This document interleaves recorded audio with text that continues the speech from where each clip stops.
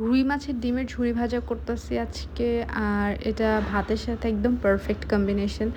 আব্বু রুই মাছ নিয়ে আসছিল, বাট আনফরচুনেটলি রুই মাছটাতে এতগুলা ডিম বের হইছে।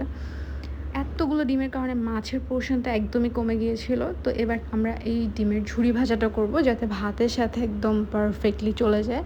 তো এটার জন্য প্রচুর পরিমাণে পেঁয়াজ লাগবে এবং লাগবে প্রচুর পরিমাণে মরিচ। সো এখানে তেলে পেঁয়াজ, মরিচ সব কিছু একসঙ্গে দেওয়া হচ্ছে। এখানে 1 কাপের থেকে একটু কম পরিমাণে পেঁয়াজ আছে। আর এটাকে খুব ভালোভাবে এখন ভেজে নিতে হবে। এটার ফ্লেভারটা বাড়ানোর জন্য আপনারা এখানে আলু কুচি করে দিতে পারেন। সব কিছু একত্রে দিয়ে ভাজতে থাকলে ফ্লেভারটা বেশি ভালো পাবেন।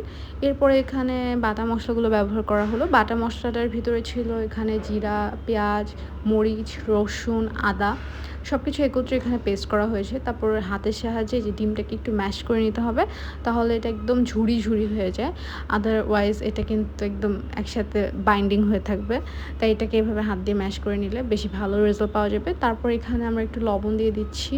আর দেখতে পাচ্ছেন এদিকে আমাদের মরিচ, পেঁয়াজ এবং আলুগুলো ভাজা হয়ে যাচ্ছে।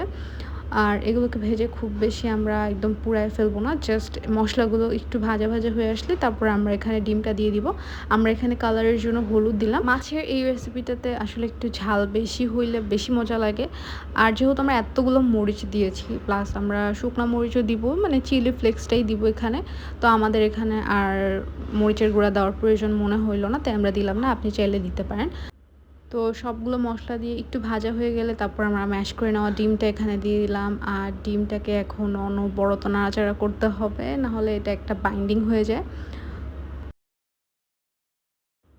অনবরত নাড়াচাড়া করতে করতে দেখতে পাচ্ছেন এটার পরিমাণ অনেক বেশি মনে হচ্ছে, বাট এটা এমন থাকবে না। আমরা এখানে আরও ভালো ফ্লেভার আনার জন্য সরিষার তেলটা ব্যবহার করলাম, কারণ সরিষার তেলের যে স্মেলটা আর যে ঘ্রাণটা, এটাতে এই মাছের ডিমের টেস্টটা আরও বেশি বেড়ে যাবে। তারপরে আমরা এখানে ধনিয়ার পাউডারটা অ্যাড করলাম। এবার খুব ভালোভাবে মিক্স করে নিতে হবে।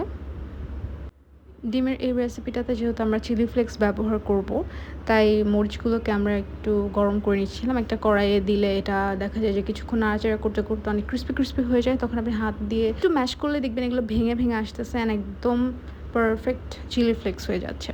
চিলি ফ্লেক্সটা দিয়ে আমরা 1-2 মিনিটের মতো নাড়াচাড়া করে এটাকে নামিয়ে নিচ্ছি। এটা একদম রেডি হয়ে গেছে। আবার এটাকে বেশি কিন্তু ফ্রাই করলে একদম অতিরিক্ত ক্রিস্পি হয়ে যায়, তখন আর খেতে ভালো লাগে না। তো এই পর্যায়ে আপনাদেরকে এই জিনিসটা নামিয়ে নিতে হবে। নাও আমাদের রুই মাছের ডিমের ঝুরি ভাজিটা একদম রেডি। এটা ভাতের সাথে খুবই পারফেক্ট কম্বিনেশন। আশা করছি আজকের রেসিপিটা আপনাদের কাছে অনেক ভালো লেগেছে। অনেকে রেসিপিটা হয়তো করতে জানেন, বাট নতুনদের জন্যই আসলে শেয়ার করা। আজকের জন্য এতটুকুই। সবাই ভালো থাকবেন। আল্লাহ হাফেজ।